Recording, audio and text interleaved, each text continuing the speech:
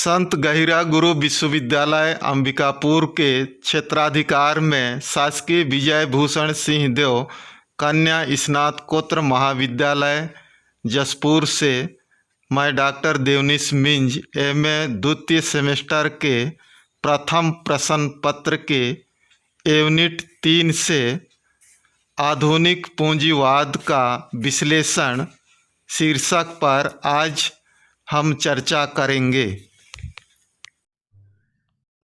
तो न केवल नवीन क्रांतिकारी विचारधारा दी, बल्कि उस विचारधारा के द्वारा विश्व के इतिहास को एक नई दिशा दी। इस सिद्धांत में आर्थिक विषमता के स्थान पर समाज में धन के न्यायोचित वितरण पर बल देते हैं। उन्होंने यह नहीं बताया कि यह विषमता किन कारणों से होती है और उनका उत्पादन की विधियों के साथ क्या संबंध है।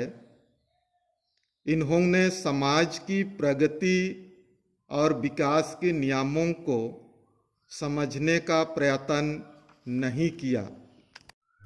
मार्क्स ने अत्यधिक इस बात पर बल दिया कि ऐतिहासिक घटनाओं पर आर्थिक परिस्थितियां अपना प्रभाव डालती है। उसने पूंजीवाद व्यवस्था के दोषों का वर्णन करने के साथ साथ पूंजीवाद का अंत कर वर्ग विहीन समाज की स्थापना करने के लिए एक सुनिश्चित प्रक्रिया का उल्लेख किया है। कार्ल मार्क्स ने 1867 में अपनी पुस्तक पूंजी दास कैपिटल में इस विषय पर इसका वर्णन मिलता है। संबंध में हम चर्चा करेंगे। आधुनिक पूंजीवाद समाज की उत्पत्ति सामंतवादी समाज के ध्वंस या अंत पर हुई है। इस युग में पूंजीवादी व्यवस्था में उत्पादन बड़े बड़े फैक्ट्री प्रणाली द्वारा तथा उत्पादन की बड़ी मात्रा में होता है। उत्पादित वस्तुओं का व्यापार अंतर्राष्ट्रीय स्तर पर होता है। पूंजीवादी समाज में दो वर्ग पाया जाता है। पहला है पूंजीपति वर्ग और दूसरा है श्रमिक वर्ग। दोनों वर्ग को एक दूसरे की बड़ी आवश्यकता है और दोनों वर्ग अपने अपने हितों या लाभ के लिए जीवन भर संघर्ष करते हैं। आधुनिक पूंजीवाद की विशेषताएं इस प्रकार है। पहला, पूंजीपति उत्पादन के साधनों का स्वामी होता है। इसी कारण श्रमिकों पर कार्यों की शर्तें होती है। दूसरा है पूंजीपति श्रमिकों के कार्य के घंटे बढ़ा देता है, जिससे कि कार्य और उत्पादन अधिक मात्रा में हो सके। पूंजीपति श्रमिकों से कम वेतन या मजदूरी पर अधिक कार्य कराना चाहता है। चौथा, पूंजीपतियों द्वारा श्रमिकों का आर्थिक, मानसिक और शारीरिक शोषण होता है। पांचवा,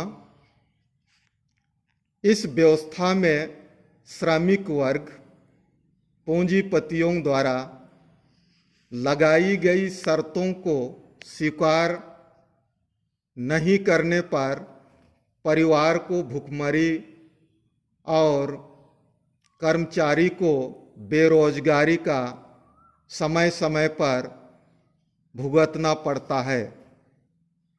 छठवां, श्रमिक वर्ग अपनी दशा सुधारने के लिए अच्छा वेतन पाने, काम के घंटे कम कराने और अन्य सुविधाओं के लिए पूंजीपतियों के विरुद्ध हड़ताल पर चले जाते हैं।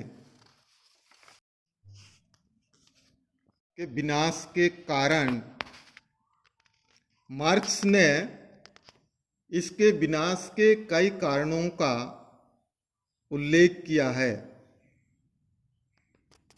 इसमें पहला कारण है व्यक्तिगत लाभ के लिए उत्पादन किया जाना।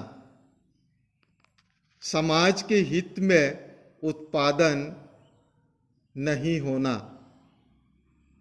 दूसरा है कारखाने प्रणाली द्वारा बड़े पैमाने पर उत्पादन करना, कुछ ही पूंजीपतियों द्वारा पूंजी का संचय एवं एकाधिकार होना।